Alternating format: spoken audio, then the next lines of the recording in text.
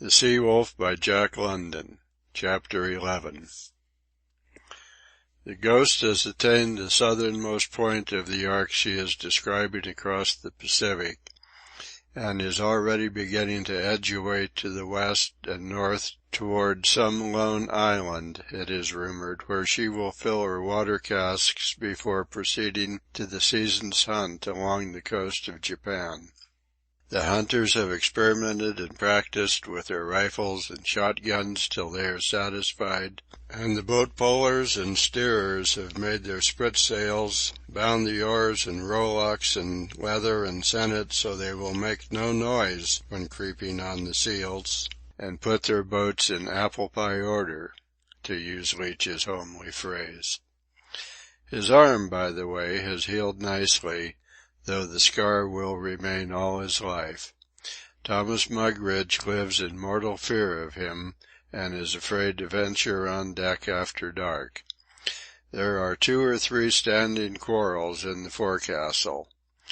Lewis tells me that the gossip of the sailors finds its way aft, and that 2 of the tell-tales have been badly beaten by their mates.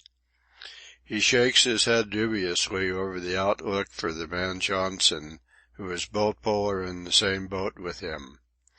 Johnson has been guilty of speaking his mind too freely, and has collided 2 or 3 times with Wolf Larsen over the pronunciation of his name. Johansen he thrashed on the amidships deck the other night, since which time the mate has called him by his proper name. But of course it is out of the question that Johnson should thrash Wolf Larsen.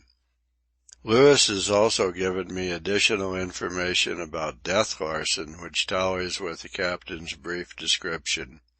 We may expect to meet Death Larsen on the Japan coast. And look out for squalls, is Lewis's prophecy, for they hate one another like the wolf whelps they are. Death Larsen is in command of the only sealing steamer in the fleet, the Macedonia, which carries 14 boats, whereas the rest of the schooners carry only 6. There is wild talk of cannon aboard, and of strange raids and expeditions she may make, ranging from opium smuggling into the States and arms smuggling into China to blackbirding and open piracy.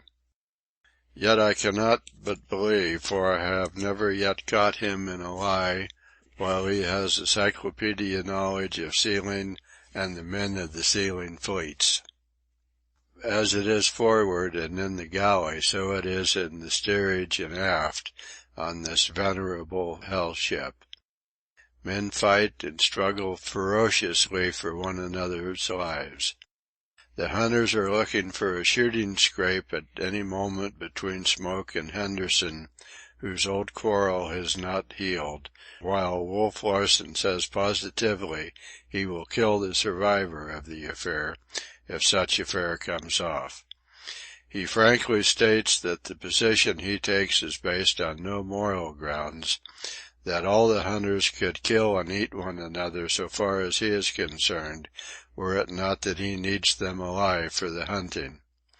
If they will only hold their hands until the season is over, he promises them a royal carnival, when all grudges can be settled and the survivors may toss the non-survivors overboard and arrange a story as to how the missing men were lost at sea.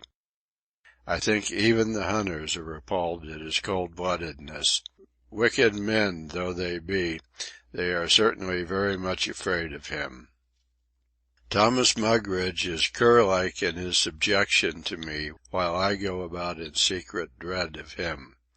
His is the courage of fear, a strange thing I know well of myself, and at any moment it may master the fear and impel him to the taking of my life. My knee is much better, though it often aches for long periods, and the stiffness is gradually leaving the arm which Wolf Larsen squeezed. Otherwise I am in splendid condition, feel that I am in splendid condition. My muscles are growing harder and increasing in size. My hands, however, are a spectacle for grief. They have a parboiled appearance, are afflicted with hangnails, while the nails are broken and discolored, and the edges of the quick seem to be assuming a fungoid sort of growth. Also, I am suffering from boils, due to the diet most likely, for I was never afflicted in this manner before. I was amused a couple of evenings back by seeing Wolf Larsen reading the Bible, a copy of which, after the futile search for one at the beginning of the voyage, had been found in the dead mate's sea chest. I wondered what Wolf Larsen could get from it, and he read aloud to me from Ecclesiastes. I could imagine he was speaking the thoughts of his own mind as he read to me, and his voice, reverberating deeply and mournfully in the confined cabin, charmed and held me. He may be uneducated, but he certainly knows how to express the significance of the written word. I can hear him now, as I shall always hear him, the primal melancholy vibrant in his voice as he read, I gathered me also silver and gold, and the peculiar treasure of kings and of the provinces. I gat me men singers and women singers, and the delights of the sons of men as musical instruments, and that of all sorts.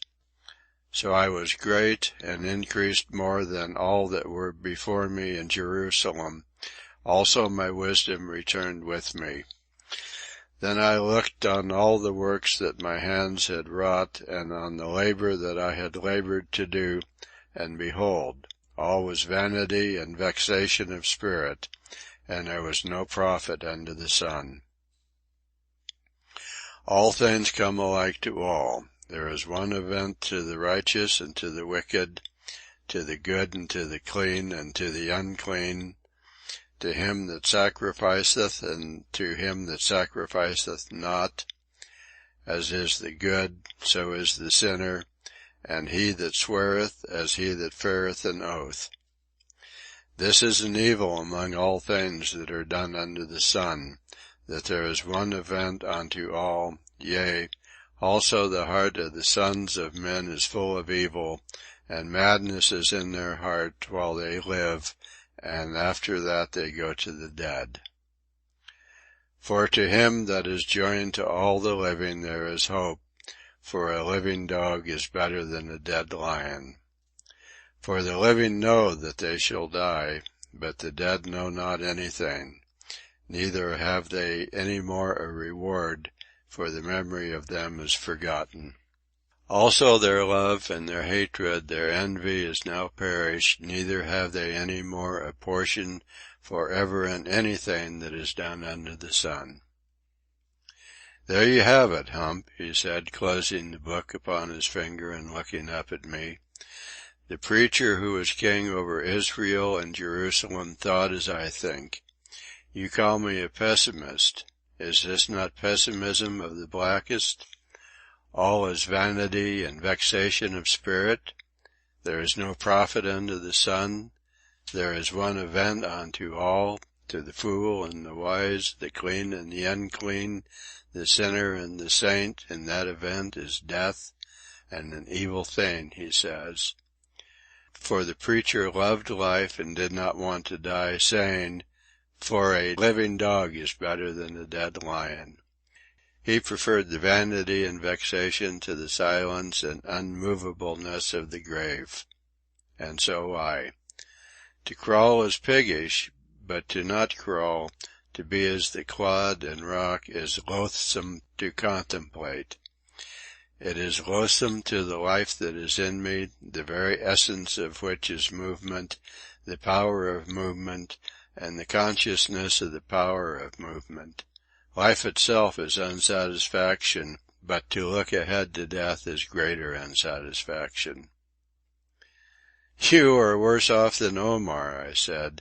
He, at least, after the customary agonizing of youth, found content and made of his materialism a joyous thing. Who was Omar? Wolf Larsen asked, and I did no more work that day, nor the next, nor the next. In his random reading he had never chanced upon the Rubaiyat, and it was to him like a great find of treasure. Much I remembered, possibly 2/3 of the quatrains, and I managed to piece out the remainder without difficulty. We talked for hours over single stanzas, and I found him reading into them a wail of regret and a rebellion which, for the life of me, I could not discover myself. Possibly I recited with a certain joyous lilt which was my own, for his memory was good, and as a second rendering, very often the first, he made a quatrain his own. He recited the same lines, and invested them with an unrest and passionate revolt that was well nigh convincing. I was interested as to which quatrain he would like best, and was not surprised when he hit upon the one born of an instant's irritability, and quite at variance with the Persian's complacent philosophy and genial code of life. What, without asking, hither hurried whence, and, without asking, whither hurried hence? Oh, many a cup of this forbidden wine must drown the memory of that insolence. "Great!" Wolf Larsen cried. "Great! That's the key word, insolence." He could not have used a better word. In vain I objected and denied. He deluged me, overwhelmed me with argument. It's not the nature of life to be otherwise. Life, when it knows that it must cease living, will always rebel. It cannot help itself. The preacher found life and the works of life all a vanity and vexation and evil thing, but death, the ceasing to be able to be vain and vexed, he found an eviler thing. Through chapter after chapter he is worried by the one event that cometh to all alike. So Omar, so I, so you, even you, for you rebelled against the dying when Cookie sharpened the knife for you. You were afraid to die, the life that was in you, that composes you, that is greater than you, did not want to die. You have talked of the instinct of immortality. I talk of the instinct of life which is to live, and which, when death looms near and large, masters the instinct, so-called, of immortality. It mastered in you, you cannot deny it, because a crazy Cockney cook sharpened the knife. You are afraid of him now. You are afraid of me, you cannot deny it.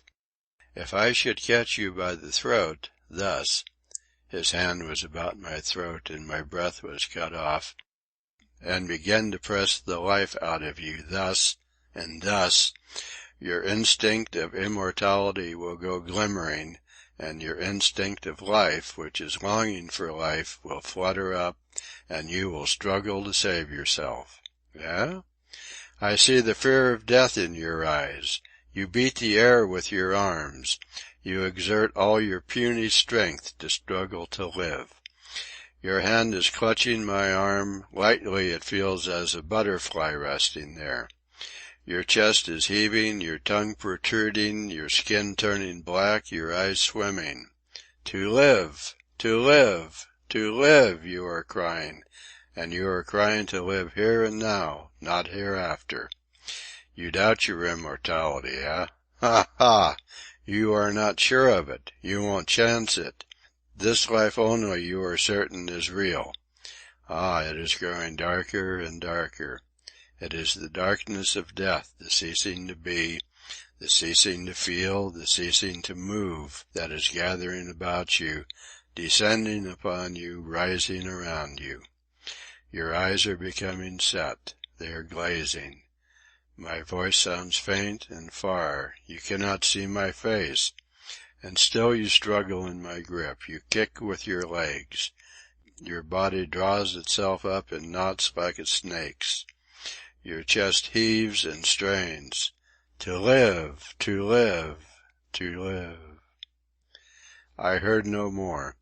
Consciousness was blotted out by the darkness he had so graphically described, and when I came to myself I was lying on the floor and he was smoking a cigar and regarding me thoughtfully with that old familiar light of curiosity in his eyes. "Well, have I convinced you?" he demanded. "Here, take a drink of this. I want to ask you some questions." I rolled my head negatively on the floor. "Your arguments are too forceful," I managed to articulate, at cost of great pain to my aching throat. "You'll be all right in half an hour," he assured me, "and I promise you I won't use any more physical demonstrations. Get up now. You can sit on a chair." And toy that I was of this monster, the discussion of Omar and the preacher was resumed, and half the night we sat up over it. Chapter 12